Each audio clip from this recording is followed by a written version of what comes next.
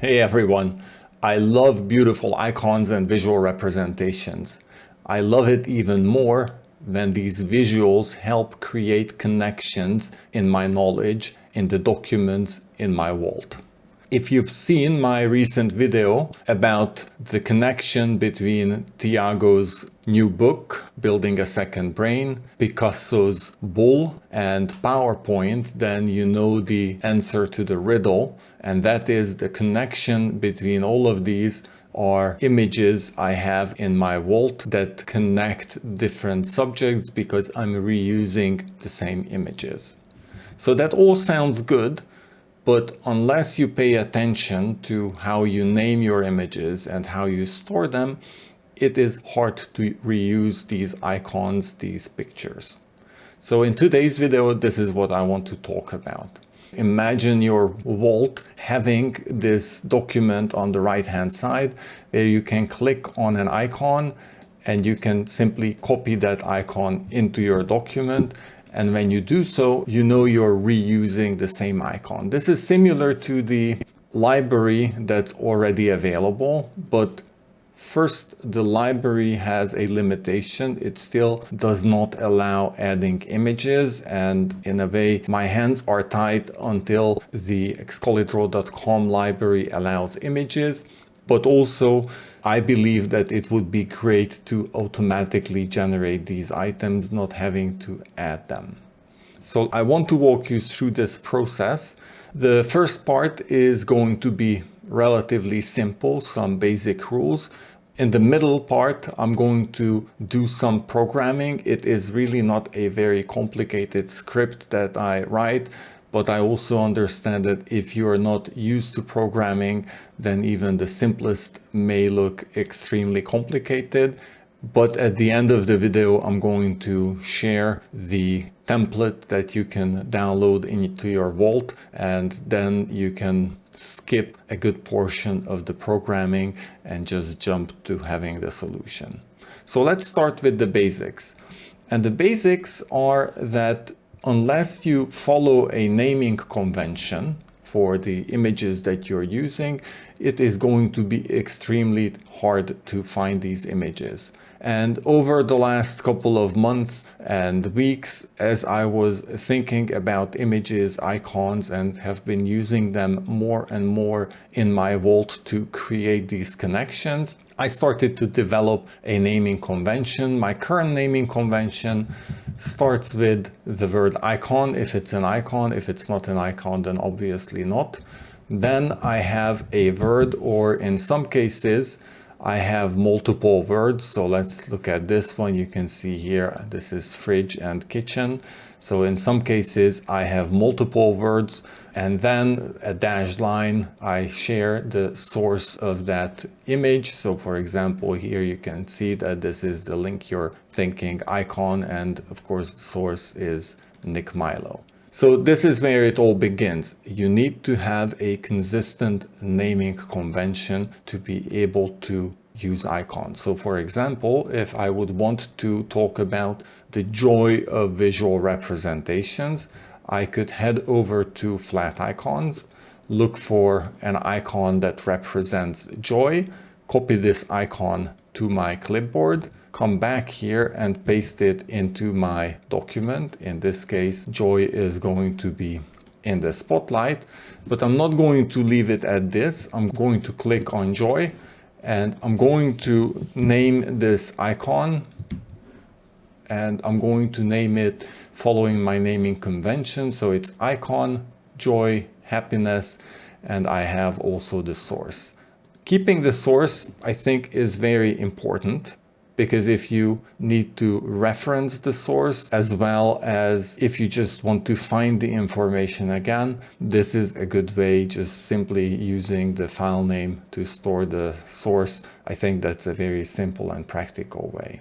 Now imagine this, that I would need to add this icon manually here, and it is possible, but it is also tedious. So imagine a solution where the next time when I open this icons pane, then the new icon is already there, and you can see that the new icon is already on my pane. So this is what I want to show you, how this solution works, which you can do in just a couple of lines of code, that if you follow a naming convention, then as you add images to your vault, those images can appear in a list of icons, a visual library of images, pictures that you can reuse in your drawings.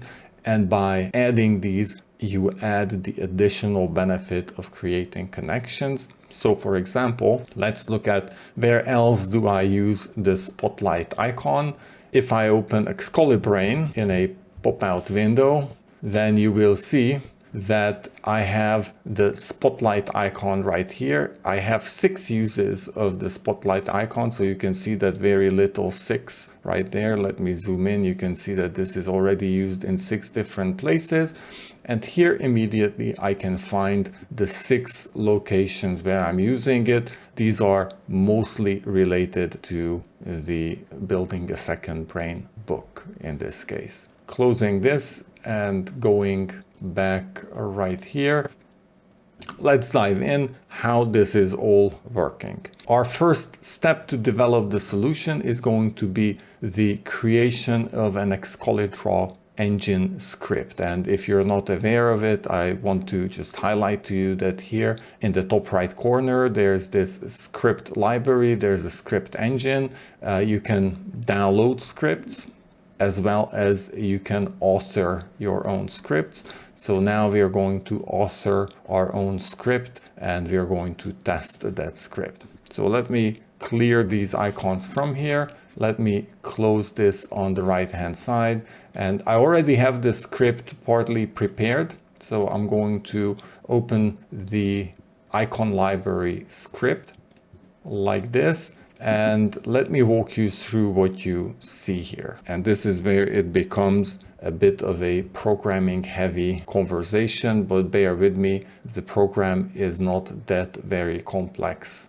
So you can disregard the top, you don't need this. I just add this because if I do this trick, if I remove it, you will see I can add syntax highlighting to my scripts. For that reason I do this. But let's look at what the program does. I think probably the most complex looking part of this code is this first line where I get the icons from my vault. And let me just try to structure this a little better so you can better understand what this script is doing. So this is how the script looks. I first call this Obsidian API to get all the files from my vault. This will include everything. Then I filter this list and I filter to check that the extension of the file is not a markdown file. And I also check that the name of the file in lowercase letters, because sometimes I might be writing icon with a capital letters, sometimes with lowercase letters. So I check the base name in lowercase letters if it contains icon. So with that, I list all of the documents, all of the files in my vault that has the word icon in the file name and that are not markdown documents. And then I do a sorting. This is actually maybe not even required because here I sort in alphabetical order this filtered list by comparing the base name of file A with file B and returning a -1 or +1. This is just the sort algorithm. Frankly, you can leave this out, then you will get the icons in a random order. If you do a sort, then it is going to be sorted in an alphabetical order. And then I have a couple of variables here that set the look and feel of my table. Right now I've set this to have 6 columns. The height of each icon should be 100 and the width of it should be 100 as well. And I'm adding a padding of 20 pixels so that it is not crammed together. And then I call an Excalidraw Automate API. So this is something I think is a bit harder to find out, so you can just simply reuse this knowledge from this script. I call the reset screen. What reset screen does is it clears the scene that I'm working with. And then I initialize two variables, the column and the row. I'm going to be using these two to keep track on which column I'm in and which row I'm in. And this is then followed by this simple for cycle, where I take each of the icon in the icons list. So I simply iterate all of the elements in the icons list that I prepared here. And for each of them, I do the following. I first use Excalidraw Automate to add the image to the canvas. The way I do this, I call the Excalidraw Automate function add image. I calculate the X and the Y coordinates. The way I calculate it is I keep track of which column I'm in. So I multiply column by the width plus padding. And I calculate which row I'm in simply by counting the rows and multiplying that by the height of the row plus padding. And I add the icon at this position. So here simply I calculate the top left corner of each image as I add it, and I add the icon. It's that simple. After I've added the icon might be large or small depending on the size of the image, so I need to resize it. The way I do it is here, when I added the image, I captured the element ID that was created. So I get the actual element, Excalidraw element, represented by this ID, and I first calculate the ratio of the element width versus the width that I've set here as the maximum width. If the height over ratio is larger than the height I set up here, that means that this image is tall. So I need to control the height, because otherwise I will have an image that's 100 width, but it's going to be more than 100 high. So in that case, I need to change the ratio to be calculated based on the height, i.e. I'm going to fit this into the available height, but the width is going to be less than 100. With this, I've calculated the ratio, so I'm just simply going to reapply the width and the height of the element. So I'm going to shrink or scale the image to this size. And after I've done that, I'm going to increase the number of columns. So now I'm moving up to the next column. But if the next column is already the end of the number of columns, that means I've added all the columns that I wanted in a single row. Then I add a new row. So then we move to the next row, and I'm back to the left first column in the program. And once this loop completes, I have iterated through all of the icons, and I've simply added each of the images in rows and columns, practically creating a table. So all that's left to do are 3 actions here. I first call this Excalidraw Automate function to add the elements to the view. So here I created as many elements, image elements, as I had icons. After I've added the elements to the view, I call zoom to fit, so it fits nicely the screen area I have available.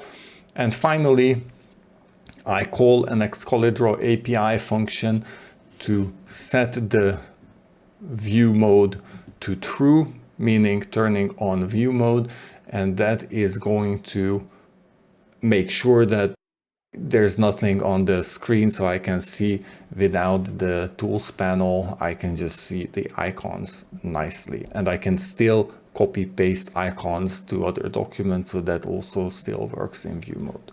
So let's look at how this script works when we run it with the script engine. So here I'll click on the Obsidian icon, and one of these is my icon library script. So when I press the button, this script is going to be executed, and you can see that I have 6 columns and as many rows as required, and I have the images here, so the script works. If it doesn't work and you need to do some debugging, then you can always open the developer console. You open developer console by pressing Control or Command Shift I on your keyboard, and you can even test some of the script here in the script library. What you need to remember is when the script engine is running, then let me just try to squeeze this and squeeze this as well. So when the script engine is running, then I'm using EA here, which is a shorthand for Excalidraw Automate. When you use the console in developer console, then EA is not defined. You first need to do 2 things before this script can be executed, and let me just show you. So let's switch back to view mode. Let's close this and let's select all the images and delete them. And now let's run this script. So I'm just simply going to copy this script like this, and let's run it here. But before I run it, there are 2 things I need to do. First, I need to define the EA object, make it equal with Excalidraw Automate, because that is by default available. And then I need to set the view to the active view, actually to the first view, which means Excalidraw Automate will look for the Excalidraw views available, because you might have multiple windows open with multiple views, and we'll take the first one. If I write active here, that's also good, but then I need to first click in this view to make it active. And when I've made it active, then with that, I can see that this view was created. And now if I paste my script here and press enter, then the script is executed just the same as it was from the script engine, and you can see the end result. But if you need to do some debugging, this is a better way to debug, because here you can exactly see where the error is, and this is just a practical way of refining your script. So the question now is, this is great. This is already a huge advancement, because I can run the script engine as I showed you a second ago, and I can, when I execute the script, then it reads all the files from my vault and creates this nice library of scripts.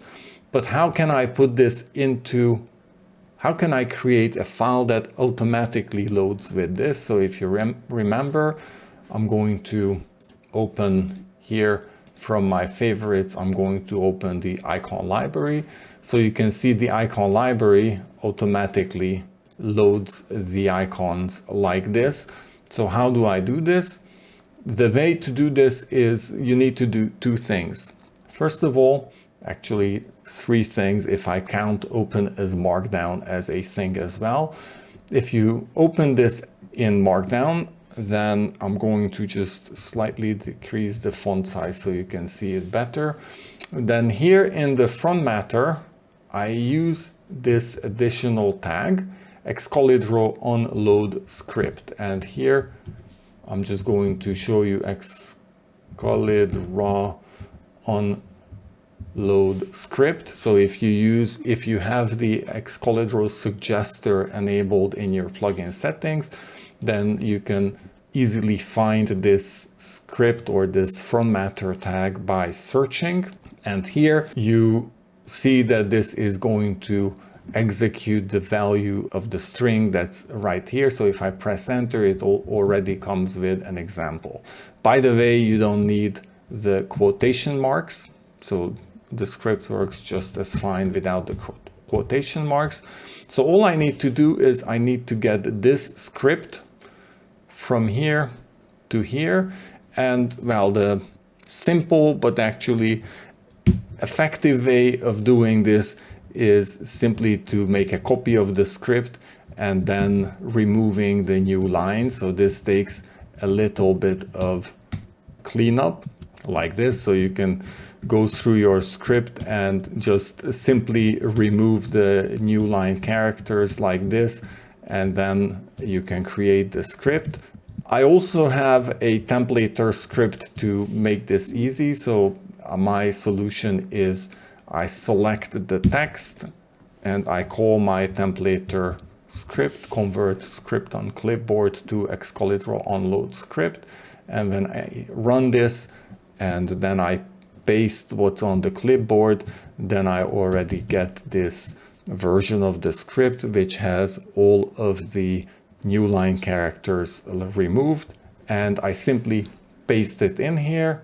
And what Excalidraw does is if it finds an onload script, it will execute it when the document is open. So when I open this drawing, then in the background, that script is loaded, executed, and you can see the end result right here.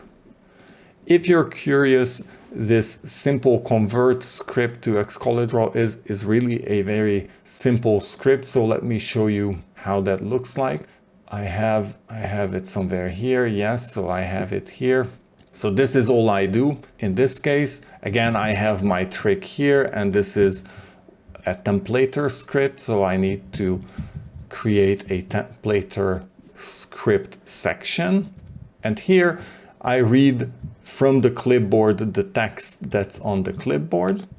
I actually don't need to write this to console log, but I do write it. So here, when I read in console log, I can also copy the new script from here, and it just helps me understand what's happening in the script. But this second row is really not required.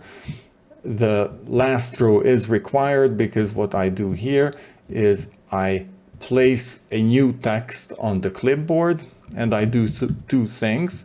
Actually, again, the second part of this is nice to have. The first one is the must-have. So I replace all the new line characters in my script with empty characters. So that just simply removes all the new line characters. The \n is the new line character. And then if you want to go even nicer, then after this, I also remove all the places where I have double space or more than double space. I replace it with a single space. So why is this interesting? Because here, for example, you can see, let me just show you this part right here, that if I remove the new line character like this, then I have long stretches of spaces, especially down here. So if I remove it, then the code will look like this.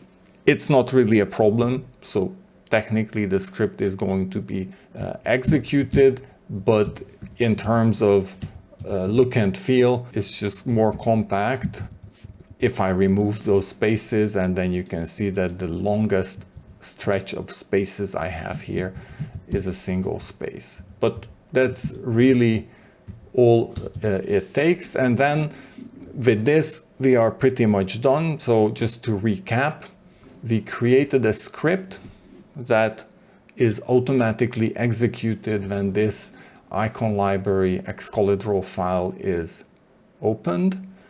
The script reads from my vault all the files that contain the word icon and are not a markdown file. This is based on my naming convention that I decided to call all my icons icon dash the keywords for the icon dash the source. Of course, if you use a different naming convention, then you would need to change the script accordingly. The way I developed the script was I used the Excalidraw Script Engine, and that's something I didn't show you. So the script engine, by default, you can change this in settings, but I'm assuming that you have the default settings. By default, any markdown file that you place in the Excalidraw scripts folder will be executed or will be made available here in the Obsidian menu. So all the scripts that I have here are going to be available here under user scripts, and all the scripts under downloaded, just as a background information, are available under downloaded scripts. So bottom line, under user scripts, I created an empty file. I authored my script that you can see right here. I tested it, and when I was happy with it, then I used my conversion script, which was this right here, to read the clipboard and remove the new line characters and the unnecessary spaces. And when I was done with that, then I opened my Excalidraw file and I added the Excalidraw unload script in the front matter with this value, and from then on this script is executed when I run Excalidraw. So I hope you found this useful. Again, if you are not comfortable with programming, then you can simply download this template from the link I have in the video description. So this is going to be a markdown file that is going to contain this script in the front matter. So it's actually going to be a pretty simple markdown file, a very short one, because all of these items that I have here are not going to be included, since it's going to be just the script at the top. And you can paste it into your Obsidian Vault and the library is going to work for you. If you want to play a little with programming and learn a bit more about Excalidraw Automate and this whole scripting, then I'm also going to include my two scripts. So this simple conversion script to convert the clipboard to an unload script without the new line characters, as well as I'm going to include this script in a readable format as well, so you can work on this. And if you want to experiment, I highly recommend using the developer console and to play here, because this is just very practical. Again, let me just show you. So I'm going to create Excalidraw Automate. I'm going to set the view to active. And so for example, here you can see already all the functions that are available. Of course, from GitHub, from the README, you can find the help to read all of this, but this is an excellent way to explore. So for example, if I select an element here, let me just change this to view mode, then I can say EA get view selected element like this, and there you go. I've got this item that's selected and I can move it or do whatever I want with it. So this is, I'm not going to go into the details. I just want to show you that you can use the developer console to play with these icons.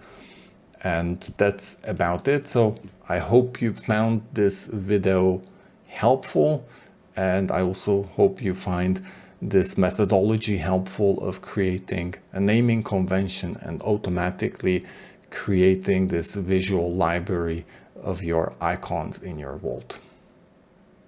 Enjoy Excalidraw, enjoy visual thinking, and I hope to see you the next time. Thank you.